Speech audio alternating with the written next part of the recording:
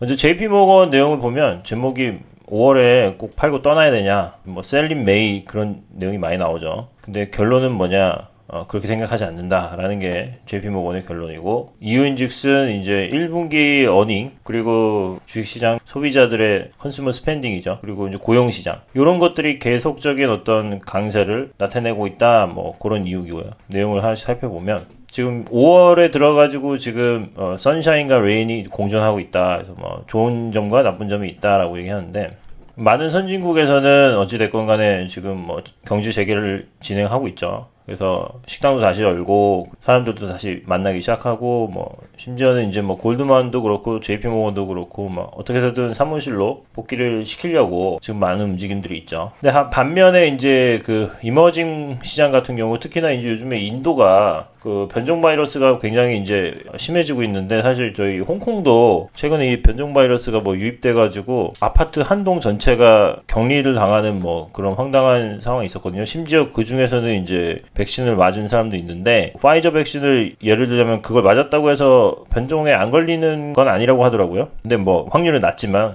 걸릴 가능성이 있고, 대신에 이제 걸렸을 경우에 백신 안 맞았으면 굉장히 중증으로 갈 수가 있는데, 백신을 맞았으면 뭐 경증이나 뭐 무증상 정도로 끝난다, 뭐 이런 얘기가 있는데 아무도 모르죠. 어찌됐건 간에 정부에서는 상당히 지금 이 경제 재개 불씨를 꺼뜨리기 싫어가지고 굉장히 또 강한 조치를 하는데, 그런 상황들이 공존하고 있는 거죠. 예. 그래서 좀 상황이 좋은 선진국 같은 경우는 타이트 로프라는 표현을 썼는데, 외줄타기 팽팽한 그 줄에서 이제 겨우 이제 자기 앞가림 정도 하는 정도인데, 좀 상황이 나아지면 어떻게 해서든 이 이머징 마켓에 좀 더 도움을 주려고 뭐 그런 생각도 하고는 있습니다. 근데 아직은 조금 시기상조인 것 같고, 그래서 이런 것들이 백신 상황이 상당히 이제 지금 다르게 일어나고 있는데, 그럼에도 불구하고 전 세계적으로 경제는 조금씩 힘을 얻어가는 방향으로 가고 있고, 여전히 미국이 앞장을 서고 있다. 그래서 이 회복은 일어나고 있는 거죠. 실질적으로 실체가 있는 거고, 이제는 어떻게 보면 이 전염병 사태 터널의 끝이 보이는 그런 상황이고, 그리고 JP모건 같은 경우는 이제 다음에 나오는 이유를 근거로 결론은 이제 5월달에 굳이 주식을 팔 필요 없다, 그런 내용입니다.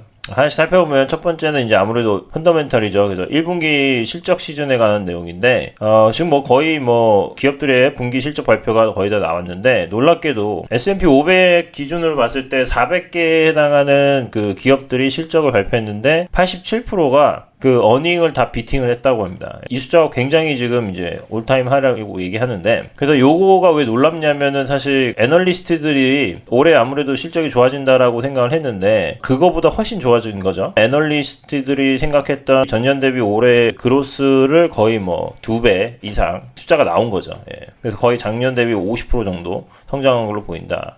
그리고 이제 특별한 상황은 이제 KBW 은행지수, 요게 이제 24개의 어떤 회사가 들어가는데, 역사상 처음으로 S&P에서 비팅했다는 얘기고, 뭐 테크, 페이스북, 아마존, 애플, 마이크로소프트, 구글 같은 경우는 자그마치 비팅한 금액으로 보면 22 빌리언 달러라는 거죠. 1분기에만 해도. 그러니까 어마어마한 규모로 지금 애널리스트들의 어떤 전망을 보기 좋게 지금 비팅하고 있는 상황이고요. 실적이 굉장히 좋게 나온 거죠. 굉장히 이제 놀라고 있고, 그리고 이런 것들이 이제 한 섹터에만 국한되는 것이 아니라 이런 강세가 조금씩 이제 퍼져나가고 있는 거죠. JP모건 같은 경우는 실적이 좋을 거에 대해서 생각을 했는데 이렇게까지 딜리버를 잘할 줄은 몰랐고, 그렇기 때문에 이제 앞으로 뭐 여러 가지 헤드윈드가 있잖아요. 그래서 뭐 법인세를 늘린다고 하고 뭐 여러 가지 이런 자금들이 있는데, 그럼에도 불구하고 이거를 뚫고 갈 만큼의 실적 성장이 이제 본인들은 이제 좀 보이는 거죠. 법정 세금, 뭐 그리고 앞으로 이제 인텐저블 무형자산 뭐 그런 거 있잖아요. 그 세율이 낮은 지역 아일랜드 같은 데 세워가지고 사실 그동안 어떻게 보면 절세를 했던 빅테크 같은 그런 걸 좀 방지하려고 뭐 글로벌리 지금 뭐 최저 법인 세율을 높여야 된다, 이런 움직임들도 있잖아요. 그런 헤드윈드가 있다 하더라도 2022년에 대한 어닝젠 전망치를 본인들은 더 컨스트럭티브하게 본다는 그런 확신을 더 갖게 된 거죠. 예. 두 번째가 이제 시클리컬 스탁이 지금 뭐 플렉싱 한다는데, 제가 뭐 플렉싱이라는 표현을 잘 몰라서 찾아보니까 뭐 이거 힙합에서 막 많이 쓰는 용어라고 하더라고요. 돈 자랑하고 뭐 약간 뽐내는 거. 그러니까 한마디로 실적이 그중에 특히 잘 나왔다는 거죠. 특히 금융주하고 그리고 산업재 그리고 머티리얼즈 같은 경우가 지금 뭐 엄청 잘 나오고 있는데, 실질적으로 뭐 주가도 굉장히 많이 올라가고 있죠. 반면에 전염병 사태 초창기의 위너들, 클린 에너지 이거 같은 경우는 고점 대비 40% 하락했고, 온쇼 중국 주식 하락은 이제 고점 대비 14%, 그리고 반도체 섹터도 고점 대비 7% 하락했다는 거죠. 저번 주 전망 자료에서 더 이상 이제 뭐 돈 쉽게 버는 시장은 지나갔다라고 얘기했잖아요. 굉장히 이제 섹터와 이제 종목 피킹이 중요한 시점에 있는 건데, 재밌는 거는 이제 그 팡 플러스 같은 경우도 고점 대비 10% 좀 하락한 상황이죠. 그래서 굉장히 지금 이런 섹터들을 잘 봐야 된다. 근데 밑에 이제 차트를 보면 좀 직관적으로 보실 수 있는데, KBW 뱅크 인덱스가 이제 가장 짙은 파란색이고, 그 다음 이제 짙은 파란색이 이제 머티리얼즈 S&P, 그 다음이 점점점 점선으로 나와 있는 게 이제 산업재거든요. 굉장히 지금 가파르게 올라가고 있죠. 아무래도 그래서 금융주 쪽에 익스포저 많은 이제 특히나 워런 버핏 같은 경우가 작년에 뭐 사실 큰 빛을 발하지 못했지만 결국 지나 보니까 또 올해 굉장히 이제 버크셔 해더웨이 같은 경우가 또 선방을 하고 있죠. 장기 트랙 레코드를 확실하게 잘 가지고 있는 워런 버핏 같은 사람들은 사실 뭐 중간중간에 좀 이렇게 약간 비아냥되는 사람도 생길 수 있고 좀 약간 욕을 먹을 수 있지만 결국은 이렇게 지나 보면 장기 성과로서는 여전히 잘 방어를 하고 있다라고 볼 수 있고요. 그래서 버핏은 아직 죽지 않았다. 그걸 이제 다시 볼 수 있고요. 세 번째가 이제 여전히 이제 제일 중요한 미국 소비를 봐야 되는데, 뜨거운 여름이 될 것 같다라고 얘기하는데, 보통 이제 재밌는 상황인데 이 JP 모건이 하여튼 이런 자료를 뽑는 거 보면 확실히 이제 소매 금융이 발달한 은행들, 특히 이제 JP 모건 같은 경우가 상당히 경쟁력이 있는 것 같아요. 리서치에서 카드 데이터를 다 볼 수 있는데, 재밌는 자료가 뭐냐면 보통 리세션 후에는 소비자들이 이제 쓰는 크레딧 카드 밸런스가 떨어진다는 거예요. 왜 떨어지냐면 그 연체가 이제 심하다 보니까 이제 도저히 이거는 돈을 받기가 어렵다라고 생각하는 배드 카드죠. 배드 카드론. 그거 이제 그냥 라이트오프 하는 거죠. 그냥 떠안는 거예요. 손실 처리해버리는데, 올해 같은 경우는 상당히 재밌는 상황이 발생한 거죠. 그래서 전염병 사태 이전보다 전체 크레딧 카드 밸런스가 한 13% 정도 줄어들었거든요. 근데 이 줄어든 이유가 중요한데, 이거를 이제 배드 크레딧 카드 론이어서 상각을 한 게 아니라 소비자들이 갚은 거예요. 카드 값을. 왜냐면 이제 정부에서 굉장히 많은 이제 부양책으로 공돈이 생겼고 여러 가지 이제 그 현금이 많이 있고 저축률 늘리는 바람에 잔고가 줄어든 이유가 굉장히 건전한 거죠. 이런 적이 없었다는 거죠. 그래서 하우스홀드가 상당히 지금 괜찮은 상황인데, 그동안 상당히 이렇게 쌓아놨던 저축, 그런 것들을 이제는 이제 여름이 다가오는 시점에서 리오프닝이 이제 재개가 되면서 그런 소비가 이제 실질적으로 이제 쏟아져 나올 것이다라고 얘기하거든요. 그래서 JP 모건의 그 전망은 뭐냐면, 이제까지 한 그러니까 2 트릴리언 달러 정도의 잉여된 저축 중에 절반 좀 못 미치는 금액이 곧 사용되기 시작할 것이다, 소비되기 시작할 것이다라고 하는 거고, 그게 이제 2021년 미국의 경제 성장을 6.4%로 본다고 했는데, 요거를 가장 어떻게 보면 설명해 줄 수 있는 굉장히 중요한 부분을 차지한다라고 얘기하고 있습니다. 저희도 말씀드렸듯이 미국 같은 경우는 GDP의 70%가 미국 소비로 이루어지기 때문에 소비가 살아나면 경제 성장이 좋죠. 가장 이제 그 전염병 사태 때문에 피해가 심했던 서비스 섹터 같은 경우도 소비가 재개가 되면 아무래도 그쪽에 종사하는 사람들이 이제 뭐 9월인가 되면 이제 정부 보조금 이런 것도 다 이제 없어지잖아요. 그러니까 이제 슬슬 이제는 여름께부터는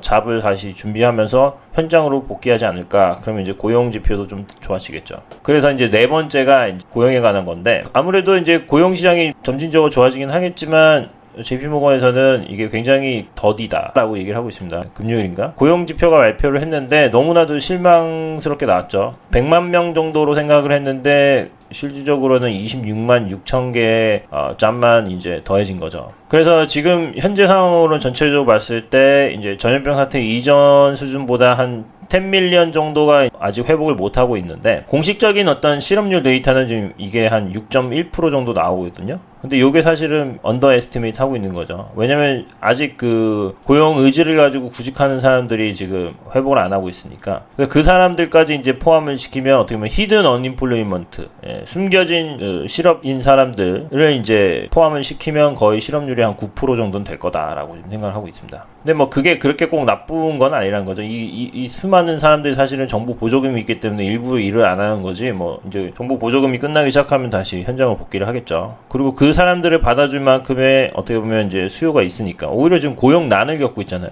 빨리 이제 하이어를 해가지고 일을 하고 싶은데 고용주들은 지금 뭐 복귀를 하는 사람이 없으니까 지금 어려운 상황인데, 그게 이제 해소가 되겠죠. 그리고서 이제 최근에 이제 평균 근속 시간 을 보게 되면 계속 증가를 하고 있고, 특별히 이제 레저하고 관광, 호텔 관광 분야에 있는 사람들이 이제 조금씩 이제 빠른 속도로 복귀를 할 것이다. 그렇기 때문에 이제 경제 참여하는 참여율도 높아질 것이다 라고 하는 거죠. 그래서 이 모든 것들을 종합해 봤을 때 이런 고용에 대한 수요는 굉장히 많고 이 사람들이 이제 하나씩 복귀를 하면서 이 자리를 채우겠죠. 근데 뭐 여전히 지금 뭐 나가가지고 이제 바이러스 걸리는 거 아니냐 해가지고 가만히 있어도 돈 받는데 굳이 나가서 지금 일을 할 필요 있느냐 이런 것들이 이제 맞물리면서 생각보다 이제 좀 딜레이 되고 있는 거죠. 그럼에도 불구하고 이제 고용시장 회복의 어떤 큰 방향성은 회복된 방향으로 가고 있죠. 하지만 이제 조금 시간이 좀 걸릴 것이다 라고 하는 거죠. 다섯 번째가 되게 재밌는 이제 통계 자료인데 하여튼 sell in May and go away라는 이런 그 표현이 월가에서 상당히 그동안 계속 쓰여졌는데 실질적으로 이제 이게 재밌는 게 어느 시점을 보느냐인데 1990년도 이후로 실질적으로 이제 4월 말까지 캐리하고 그 다음에 주식을 팔고 11월부터 다시 시장에 참여했던 것과 그게 아니라 그냥 쭉 들고 왔던 거 그 리턴을 사실은 이제 비교를 한 거거든요. 여기서 보게 되면 이제 S&P 500이나 MSCI 월드 같은 경우 봐도 팔았던 경우가 안 팔았던 경우보다 아웃퍼폼을 한 거죠. 1990년도 이후에는. 에버리지 리턴으로 5월 효과를 노리고 액션을 취한 사람은 S&P 500 같은 경우는 뭐 8.31% 평균. 근데 그냥 들고 갔던 경우는 이제 3.26%밖에 토탈 리턴이 없었던 거죠. 그러니까 아웃퍼폼을 했고 MSCI 월드도 5월 효과를 기대하고 이렇게 액션을 취한 경우는 7.47. 그렇지 않은 경우는 1.97이니까 상당히 차이가 많이 났죠. 이런 것 때문에 지금 계속 이제 5월달에 주식을 팔아야 되는 거 아니야라고 얘기를 하는데 근데 그거는 이제 90년대 이후의 기간을 다 한 거고 재밌는 거는 2010년도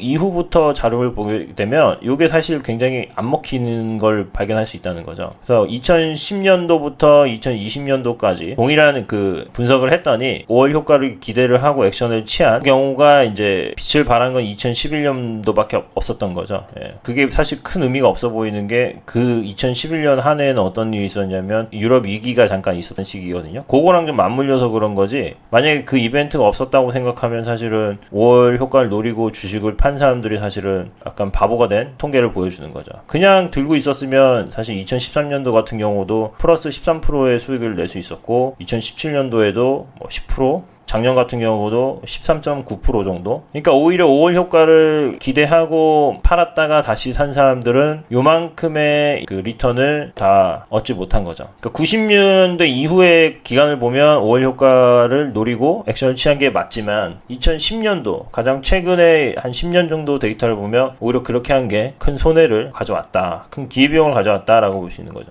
그래서 결론적으로 햇빛과 비가 공존하는 5월이지만 자기들은 어쨌든 간에 플라워를 본다 하는 거니까 이제 5월 효과 기대해서 팔지 말고 계속 그냥 스테이 인베스티드 해라. 주식시장에 참여해라. 그러면 더 좋은 결과를 얻을 것 같다라고 그렇게 얘기를 하는 것 같습니다.